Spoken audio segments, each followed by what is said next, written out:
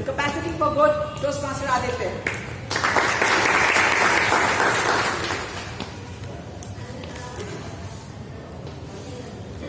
Once there was a little boy who went up to his grandpa and asked, "What is the value of my life?" The grandpa gave him an ordinary stone and said, "Find out the value of the stone, but don't sell it." The little boy went to an orange seller and showed him the stone. The orange seller said, "I can give you 12 oranges for this stone."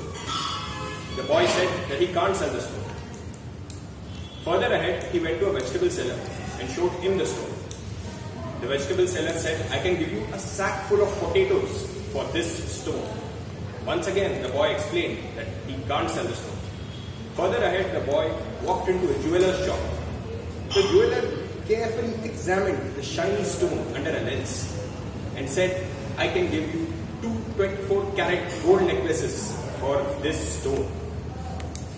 Once again, the boy explained that he can't sell the stone.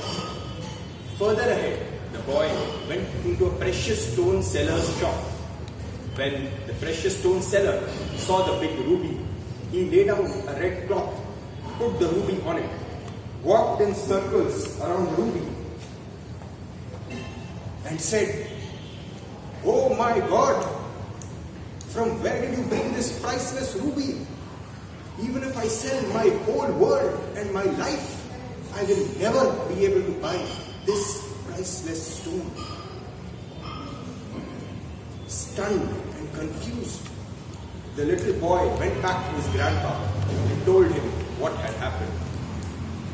Now, I'm sure some of you may have heard this story before, but I feel it's worth repeating because there are some powerful ideas underlying the story. I would like to submit to you 2 morals from the story. The first is fairly straightforward. You may be precious, you may even be priceless, but different people will value you differently. The orange seller, vegetable seller, jeweler, and precious stone seller had each assessed the stone very differently based on their own points of view. The second and in the more bold lesson which I understood from the story is remove the "may" from the previous moral. Instead of saying you may be priceless, I submit to you that you are priceless. You all are infinitely precious and priceless. You all are infinitely valuable, each and every one of you. Somewhere deep in a remote corner of your heart, you know it to be true. We all are capable of so much more than what we are doing right now. We all have the great capacity for good. This sentiment is perfectly captured in the first Superman movie when Jor-El tells Superman why he has sent him to Earth. He says, "They can be a great people, Kal-El. They wish to be. They only lack the light to show them the way. For this reason, above all, their capacity for good, I have sent them you, my only son." We all have an inherent value, an inherent ability to be a force for good, whether we realize it or not. We often don't realize it due to a lack of self-belief. The belief that we can do anything that is really important, anything that we set our minds to.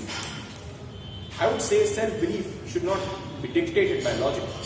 It should be irrational, illogical, and relentless. You don't need a reason to believe in yourself. You have limitless capacity just waiting to be discovered.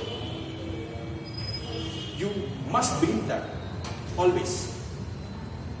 I believe good things are waiting to happen to those who start believing in themselves. Good things that we can't conceive of in our imagination. This point was driven home in my mind by Arun Sharma when he had come to my college as a guest speaker. Yes, that's right. The Arun Sharma, popular author of Quantitative Aptitude for CAT. In a very practical, common sense style, Arun Sharma said, "All your life you have believed yourself to be here. Your efforts in your studies and other endeavors have been made in the belief that you are here. the results of your efforts have also been consistent with somebody over here. But what if you are actually here? You will know that by looking at your past, because your past will only tell you that you are here. He says, the moment you start believing in yourself, you cross an inflection point, and there is literally no limit to what you can achieve. And he has seen this phenomenon countless times in the course of his career in cat coaching. Of course, Arun Sharma made this point to motivate us college students to buy his book and crack the cat exam. But I'm sure this point, his argument, can be extended to all spheres of life. The moment you start believing in yourself and your abilities, you set yourself in the right mindset for success. We all have an inner voice which tells us a certain fundamental truth. We once knew this voice well, but in the course of events, many of us have forgotten this voice and forgotten what it's trying to tell us.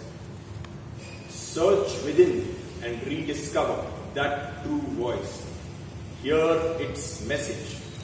What it's saying is, you can achieve anything you set your mind to. You have the capacity for good. Over to the question.